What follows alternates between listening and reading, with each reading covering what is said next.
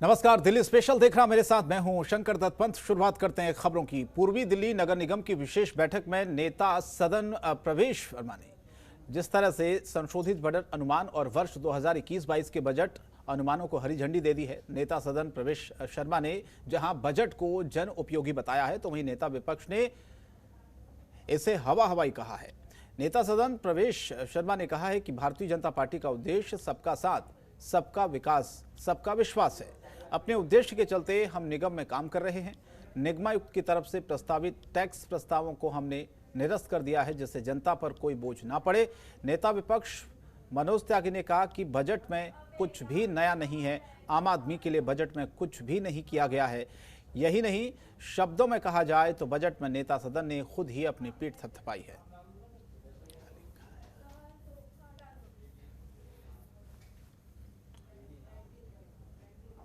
और देश के 62 छावनी बोर्ड के पार्षदों का आज 6 साल के बाद कार्यकाल खत्म हो गया है। दिल्ली छावनी बोर्ड भी भंग हो गई। छावनी बोर्ड के सभी मेंबर का कार्यकाल समाप्त हुआ है। इसी कड़ी में दिल्ली छावनी बोर्ड की पार्षद प्रियंका चौधरी ने अपने चैम्बर को खाली कर दिया है। आज से सभी पार्षद अपने घर पर या खुद के ऑफिस में जनता से मिल सकते हैं।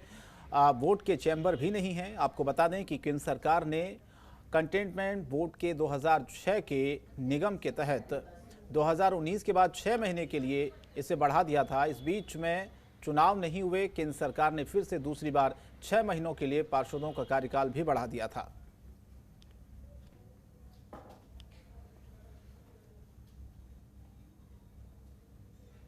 प्रधानमंत्री ने राज्यसभा में किसान आंदोलन की पवित्रता का जिक्र किया था और कहा था कि कुछ लोग इस पवित्रता को आंदोलन में शामिल होकर खराब कर रहे हैं। इसका जवाब देते हुए किसान नेता स्वर्ण सिंह पंढेर ने कहा, प्रधानमंत्री किसान आंदोलन की पवित्रता का तो जिक्र करते हैं और बीजेपी के लोग आंदोलन कर रहे किसानों पर पत्थर फेंककर हमला कर रहे हैं। नरेला और बवाना इलाके के 2 बीजेपी के कार्यकर्ताओं का नाम लेकर स्वर्ण सिंह पंढेर ने कहा कि उन लोगों को पहचान भी लिया गया है। बीजेपी के बड़े नेताओं के साथ उनके फोटो भी हैं, बावजूद इसके उनके ऊपर कार्रवाई नहीं की गई है।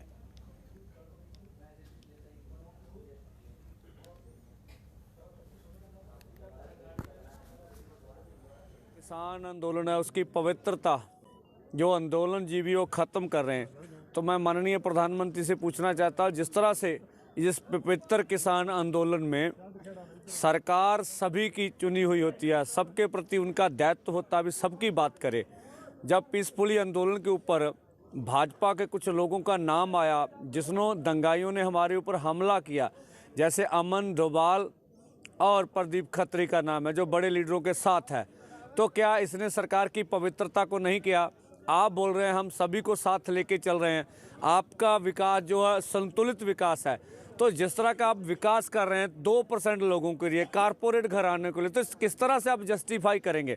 जिस तरह से आपने रेल बेची, भारत पेट्रोलियम बेच दिया, कुकिंग कोल लिमिटेड बेच दिया, BSNL बेच दिया, तो अब खेती सेक्टर को आप बेच रहे हैं, तो इसको जस्टिफाई आप कैसे करेंगे? चलिए खबरों में आगे बढ़ते हैं। साउथ दिल्ली का मैदानगढ़ी थाना अब पूरी तरह से बनकर तैयार हो चुका है। आपको बता दें कि इस थाने की बिल्डिंग पूरी तरह से नई बनाई गई है। यहां पर पुलिस जवानों के लिए हर सुविधा दी गई है। इस थाने में अच्छा पार्क, बैडमिंटन कोर्ट, फील्ड जिसमें हरी घास के साथ पुलिस जवानों के लिए खाने के लिए मेस को भी आधुनिक तरह से बनाया गया है।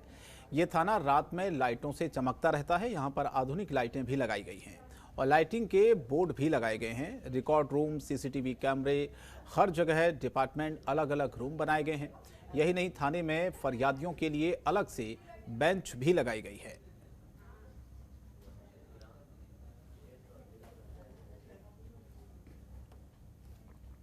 और देश ही नहीं बल्कि पूरी दुनिया में भारत के डॉक्टरों का भरोसा यूं ही कायम नहीं है। अलग अलग देशों के मरीज भारत में अपने रोगों का इलाज कराने के लिए आते हैं और स्वस्थ होकर यहां से जाते हैं। इसी कड़ी में एक और कामयाबी डॉक्टरों को मिली है। राजधानी दिल्ली में पहली बार ऑर्गन ट्रांसप्लांट को लेकर ऑपरेशन थिएटर में 24 घंटे सर्जरी चली और लगातार ऑपरेशन करते हुए डॉक्टरों ने सफलतापूर्वक 4 लीवर प्रत्यारोपित किए। देखिए रिपोर्ट क्या है।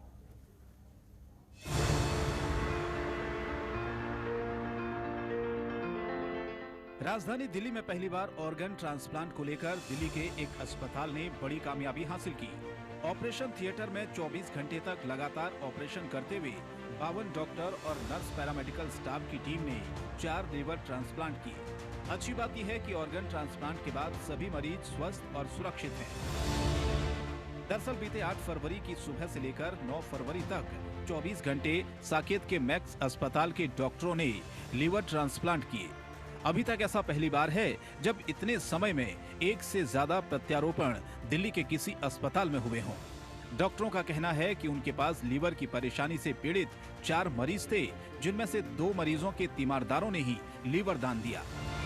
आजकल हमारे देश में काफ़ी अवेयरनेस बढ़ रही है। लोग ये बात समझ रहे हैं कि जीवन ख़त्म हो गया लेकिन ऑर्गन्स को डोनेट किया जा सकता है और इस तरीके से इंसान दूसरे लोगों में जी सक रहा है कि उसकी किडनी एक में लग गई, लेकिन ये पहली दफ़ा हो पाया है कि एक लिवर 2 लोगों में लगा है और 2 एडल्ट लोगों में लग पाए हैं।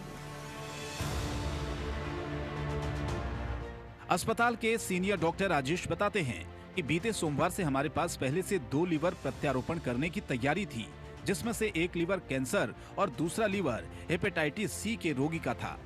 दोनों के ही परिजनों ने लीवर दान करने का फैसला लिया था, लेकिन इस बीच डॉक्टर को पता चला कि दिल्ली के 47 साल के व्यक्ति का अंग उसका परिवार दान करना चाहता है। बीते शनिवार को इन्हें अस्पताल में ही भर्ती किया गया था, लेकिन मस्तिष्क में रक्त की गति रुकने की वजह से ब्रेन डेड घोषित कर दिया गया था।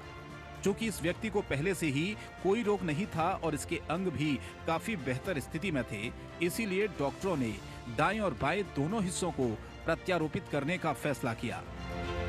तो जैसे हमने प्लान किया वैसे ही चालू हो गया हमारा ऑपरेशन। 2 ट्रांसप्लांट मतलब 2 डोनर है और 2 लीवर के ग्रहीता है, रिसिपिएंट जिसे बोलते हैं अंग्रेजी में। तो जैसे वो चलता रहा तो उसी टाइम हमें जानकारी मिला कि कोई ब्रेन डेड पेशेंट है और उनका फैमिली डोनेट करने में इच्छुक है। तो फिर हम तब उसको उनसे बात किया, हमारे कोऑर्डिनेटर जाके ट्रांसप्लांट कोऑर्डिनेटर उनसे बात किया, उनको समझने का कोशिश किया कि व्हाट इज़ देयर इमोशन, उनका क्या इमोशन है, वो क्यों डोनेट करना चाहते हैं। तो जब वो ब्रेन डेड कंफर्म हुआ और हमारे ट्रांसप्लांट कोऑर्डिनेटर उनसे बात किया, उनको तसल्ली हुआ कि वो लोग आगे बढ़ना चाहते हैं, तो फिर कंफर्म हुआ कि हमें वो ब्रेन डेड डोनर से ऑर्गन ले सकते हैं। वहीं बीमार मरीज की पत्नी मंजू गोयला बताती हैं कि उनका पति जिंदगी को एक बोझ समझकर जी रहे थे। अचानक लीवर डोनेट करने वाले शख्स ने उनके पति की पूरी जिंदगी ही बदल दी। की सर्जरी 8 फेब 2021 को रात को 10 बजे स्टार्ट हुई थी और मॉर्निंग 9 तक चली है। 7 बजे मुझे इन्फॉर्म किया गया कि उनकी सर्जरी बहुत अच्छे से हुई है।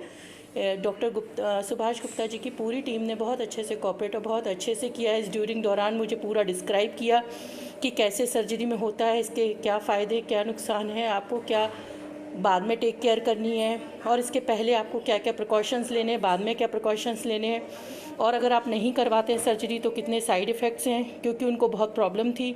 उसके 2 दिन पहले उनको फ्राइडे की नाइट को उनको ब्लड वॉमिटिंग हुई थी और जुलाई से 2020 से उनको बार बार प्रॉब्लम आई जा रही थी, जिसकी वजह से वो हर दूसरे तीसरे महीने में यहाँ एडमिट हो रहे थे।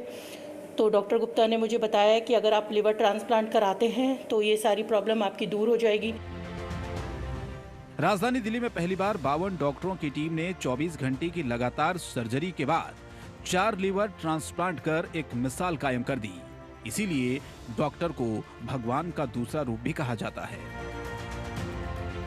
दिल्ली से शाहनवाज खान की रिपोर्ट, जनतंत्र टीवी। और साउथ दिल्ली के लोधी कॉलोनी थाने की पुलिस टीम ने लिफाफा गैंग के 3 सदस्यों को गिरफ्तार किया है। इनके पास से, इनके कब्जे से पुलिस टीम ने एक हुंडई कार और एक बैग भी बरामद किया है। आपको बता दें कि लगातार एक मोबाइल फोन, 6000 रुपए की नकदी भी पुलिस ने इनसे बरामद की है। गिरफ्तार आरोपियों की पहचान अश्विनी कुमार देवदत्त गोस्वामी राकेश के रूप में की गई है। 2 आरोपी यूपी के गाजियाबाद के रहने वाले हैं, वहीं एक आरोपी दिल्ली के भजनपुरा मुस्तफाबाद का रहने वाला है। पूछताछ के दौरान उन्होंने यह भी खुलासा किया है कि दक्षिण और दक्षिण पूर्वी दिल्ली में लगभग 30 लोगों को लूट का शिकार बना चुके हैं। उनकी गिरफ्तारी की सूचना पहले से ही कई पुलिस स्टेशन की साझा की गई थी और उनके एक सहयोगी का नाम विकी है, जो अभी भी फरार है।